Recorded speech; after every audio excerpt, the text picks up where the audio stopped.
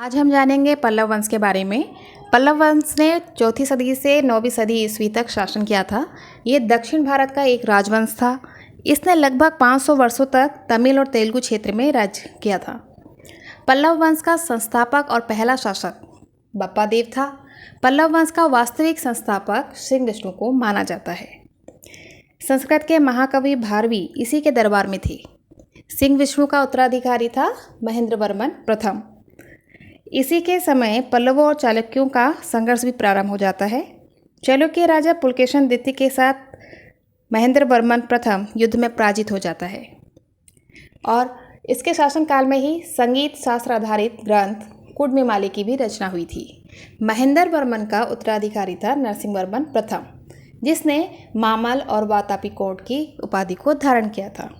इसने चालुक्यों से अपने पिता की हार का बदला लेने का निर्णय लिया और अपनी सेना शक्ति को संगठित कर उत्तर की ओर विजय अभियान में चल निकला।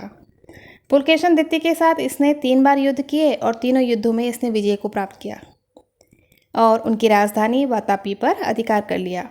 वातापी को जीतने पर इसने वातापी कोट की उपाधि को धारण किया था। महाबलीपुरम के एकास मंदिर का निर्माण भी नरसिंह वर्मन प्रथम ने ही किया था। इन एकास मंदिरों को रथ मंदिर भी कहा जाता है। इन रथ मंदिरों की संख्या 7 है, इसलिए इसको सप्त पगोड़ा भी कहा जाता है। सबसे छोटा रथ मंदिर द्रौपदी है। नरसिंह वर्मन प्रथम का उत्तराधिकारी था महेंद्र वर्मन द्वितीय। इसके शासनकाल में भी पल्लवों और चालुक्यों का संघर्ष चलता रहा। चालुक्य शासक विक्रमादित्य प्रथम के साथ युद्ध में इसकी मृत्यु हो गई। महेंद्र वर्मन द्वितीय का पुत्र था परमेश्वर वर्मन प्रथम।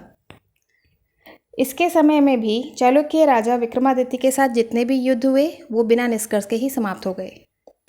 परमेश्वर वर्मन द्वितीय का उत्तराधिकारी था नरसिंह वर्मन द्वितीय।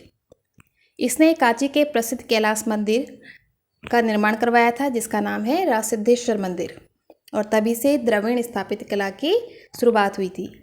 संस्कृत के महान विद्वान और 10 कुमार चरित्र के लेखक दंडी इसके शासनकाल में ही थे।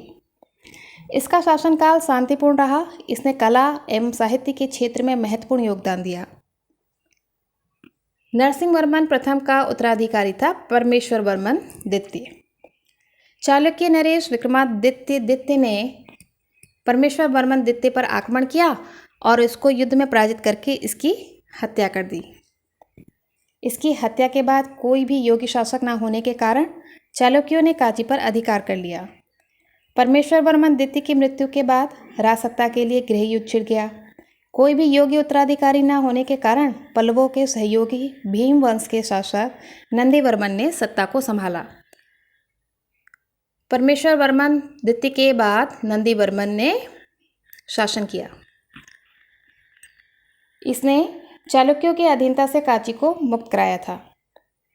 इसका उत्तराधिकारी था दंती वर्मन।